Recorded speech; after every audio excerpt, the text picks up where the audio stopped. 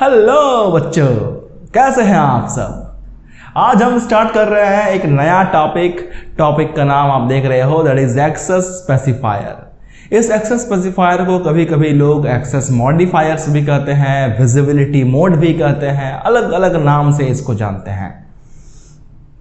तो आज हम इस टॉपिक को अच्छे से समझेंगे कि एक्सेस स्पेसिफायर का क्या मीनिंग है, और आज तक हमने जितने भी प्रोग्रामिंग किए हैं क्या उनमें हमने एक्सेस स्पेसिफायर का यूज किया है, इसे भी देखने वाले हैं। So without wasting our time, let's start.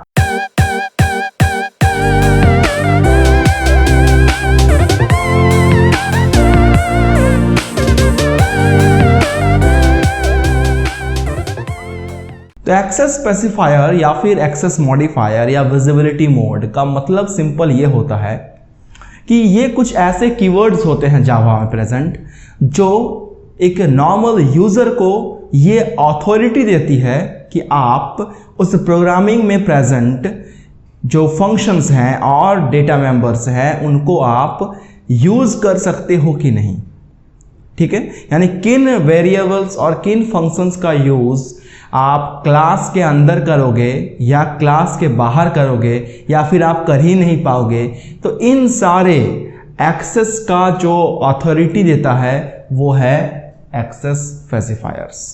तो basically access specifiers are keywords who give us some kind of authority to access the class members, for example data member functions, right.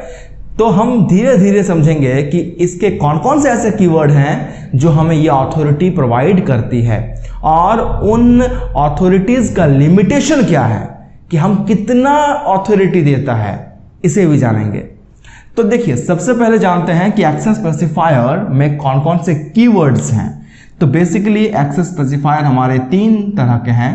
पहला होता है पब्लिक, दूसरा होता है private, और third number में आता है प्रोटेक्टेड। हालांकि एक और आता है जिसको हम बोलते हैं फ्रेंडली, तो हम अभी फिलहाल उसका कोई जरूरत नहीं है, इसीलिए डिस्कशन का मुद्दा भी नहीं है। फिलहाल हम सबसे पहले जानेंगे कि ये पब्लिक क्या हम अपने डेली के प्रोग्रामिंग में जो प्रैक्टिस करते थे अब तक प्रोग्रामिंग 9th 10th में, क्या हमने पब्लिक का इस्तेमाल कहीं पर किया है।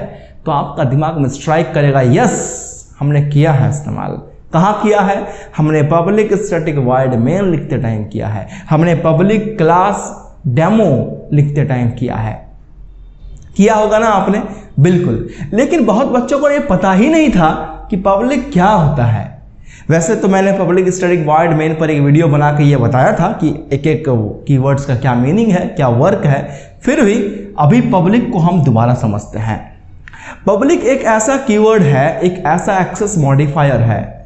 अगर हम किसी वेरिएबल को पब्लिक या किसी फंक्शन को पब्लिक या किसी क्लास को पब्लिक डिक्लेयर कर देते हैं, तो वो मेंबर्स को हम उस क्लास में भी इस्तेमाल कर सकते हैं, उस क्लास के बाहर भी इस्तेमाल कर सकते हैं। फॉर इंस्टेंस, एग्जांपल के लिए मान लीजिए आपने अपना पब्लिक स्टैटिक वॉइड मेन बनाया है, और वो पब्लिक स्टैटिक वॉइड मेन आपने बनाया है एक क्लास के अंदर, और वो क्लास सपोज मेरा है टेस्ट, राइट। चलिए, अब इसके अंदर में मैंने लिखा public static void main, very good, string args। अब यहां पर जो मैंने अपना मेन फंक्शन को पब्लिक बनाया है, क्या फायदा है उस वर्क को समझो। मैंने अभी अभी कहा पब्लिक अगर हम किसी भी मेंबर को बनाते हैं तो वो मेंबर को जिस क्लास में बनाया गया है उस क्लास के बाहर भी उसका इस्तेमाल, उसका एक्सेस पॉसिबल है। फॉर इंस्टेंस, ये जो मेरा पब्लिक स्टैटिक वॉइड मेन है, इसे कौन एक्सेस करता है? सबसे पहले इसे एक्सेस करने का राइट किसके पास है? JVM के पास है। Very good, Java virtual machine यानी कि इंटरप्रेटर। क्या वो जावा वर्चुअल मशीन मेरे इस क्लास के अंदर कहीं पर दिख रहा है आपको? ऑब्वियसली इस क्लास का मेंबर तो JVM कतई नहीं है, है ना। यानी कि JVM सर हमारा किसी बाहर कहीं पर किसी जगह पर स्टोर है। बाहर मतलब आपके घर के आसपास नहीं, आपके सिस्टम में जो जावा आपने इंस्टॉल किया है उसमें JDK जो है उसमें आपका है स्टोर। अब यहां सवाल आता है सर ये तो मैंने अपने क्लास में बनाया है मेन फंक्शन को, अब वो जो JVM भाई साहब हैं वो तो हमारा इस क्लास में है ही नहीं, फिर वो इसको एक्सेस कैसे करेगा? वो इसको एक्सेस करेगा क्योंकि इस मेन को हमने पब्लिक बना दिया है, और पब्लिक अगर है तभी जाकर के JVM इसको एक्सेस कर पाता है। आप अगर पब्लिक नहीं बनाओगे इसे तो इस क्लास के बाहर इसका एक्सेस पॉसिबल नहीं है। बात समझ में आया?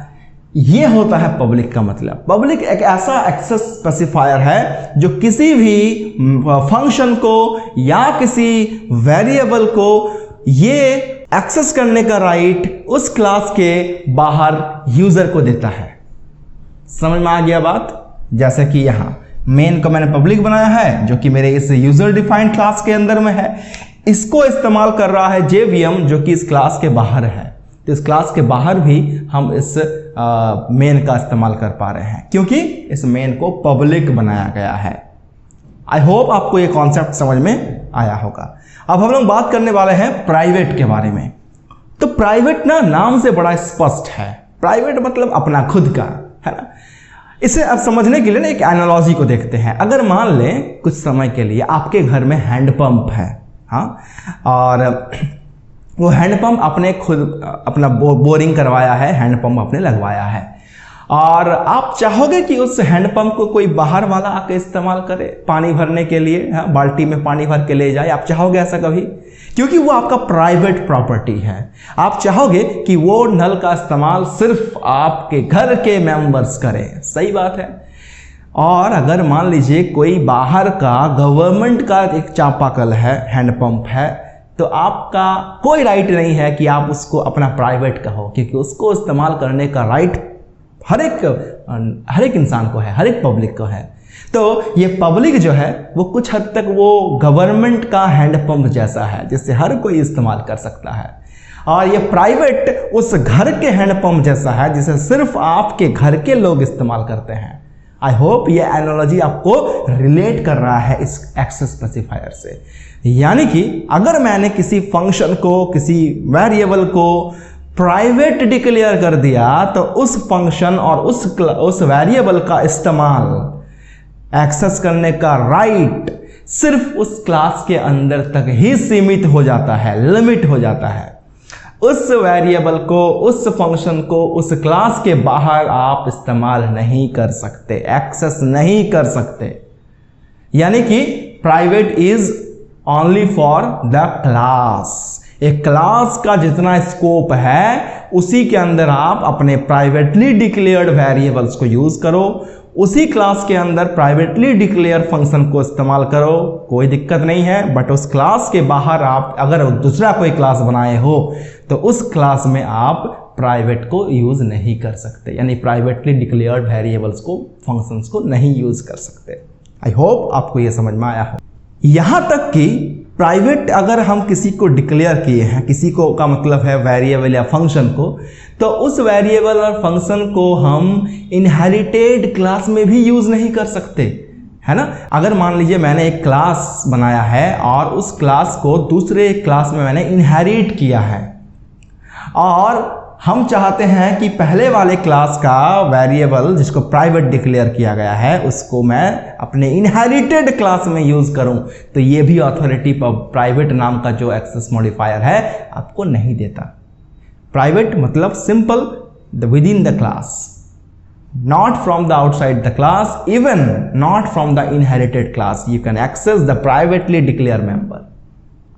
ऑलराइट, चलिए अब बात करते हैं प्रोटेक्टेड के बारे में। बात सिंपल है सर, प्रोटेक्टेड मतलब वैसे लोगों का हैंडपंप, है ना। जैसे कि मान लीजिए आपका एक बड़ा बहुत ज़्यादा मेंबर वाला परिवार है, आपके चाचा चाची, आपके बड़े पापा, आपके दादाजी, नाना सब साथ में रह रहे हैं, एक बड़ा ही अच्छा समृद्ध परिवार है, और एक चापानल आपका है उसमें, है, आपने लगवाया है। लेकिन आप क्या कर रहे हो कि उस चापानल को कौन इस्तेमाल कर सकता है? हम इस्तेमाल कर सकते हैं, मैंने उसको लगवाया है।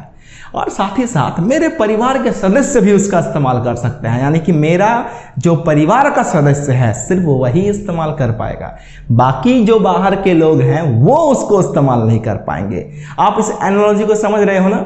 प्रोटेक्टेड भाई साहब जो है ये ऐसे ही हैं, मतलब आप अगर मान लीजिए किसी वेरिएबल को या फंक्शन को प्रोटेक्टेड डिक्लेयर किया तो आप उस वेरिएबल या फंक्शन को उस क्लास में तो यूज कर ही सकते हो, साथ ही साथ उस क्लास का जो इनहेरिटेड क्लास होगा, मतलब दूसरा एक क्लास जो कि पहले वाले को इनहेरिट किया है, उस वाले क्लास में भी प्रोटेक्टेड मेंबर्स को यूज किया जा सकता है जो कि प्राइवेट में नहीं था। आई होप आपको ये क्लियर हुआ होगा।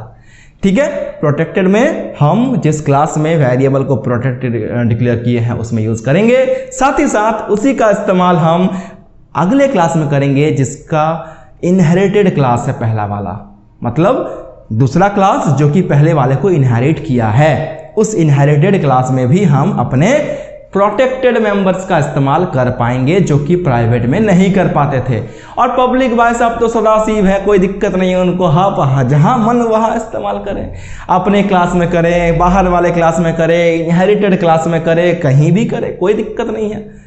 आई होप एक्सेस स्पेसिफायर का जो ये बड़ा ही डरावना सा पहाड़ था आपके सामने ये छोटा हो गया होगा और आपको एक्सेस स्पेसिफायर में कोई समस्या नहीं होनी चाहिए। तो आज के लिए बस इतना ही था। ये इंटरेस्टिंग फैक्ट कैसा लगा कमेंट में मुझे बताइएगा जरूर।